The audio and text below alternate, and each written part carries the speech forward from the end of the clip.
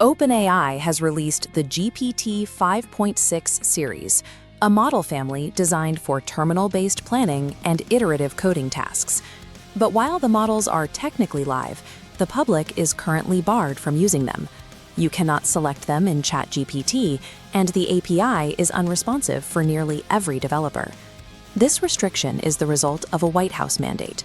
Federal authorities have intervened to control how and when this specific technology is distributed to the public. This intervention signals a shift away from frictionless, viral software releases toward a landscape defined by closed, geopolitically controlled technology drops.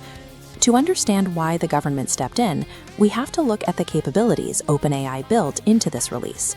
They have replaced their legacy naming conventions with what they call the Cosmos taxonomy. This starts with Luna, built for high-volume, low-cost tasks. Above it is Terra, matching previous flagship performance while remaining twice as cheap. At the top is Sol, the flagship model prioritizing raw power and complex reasoning over cost. This taxonomy forces developers to choose a specific tool based on the complexity of a job, rather than simply defaulting to the newest version number. Sol introduces an adjustable reasoning effort setting.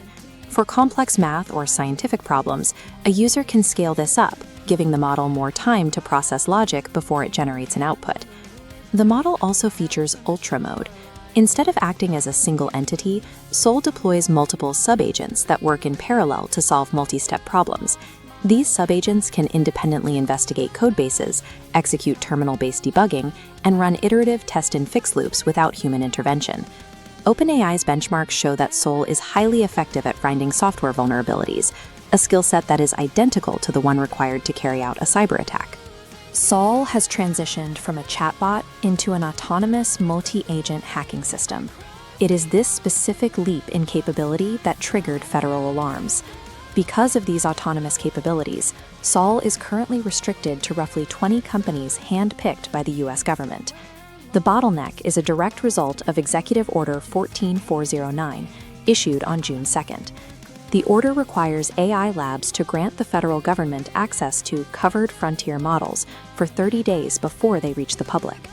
During this window, agencies assess the technology for national security risks. The primary fear is that Sol is too efficient at discovering zero-day vulnerabilities. If released without oversight, it could be used to exploit critical infrastructure before defenders have time to write patches.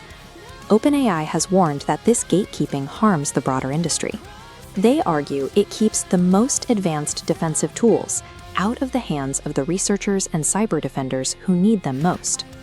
Despite these objections, national cybersecurity concerns have officially overridden a major corporate product release.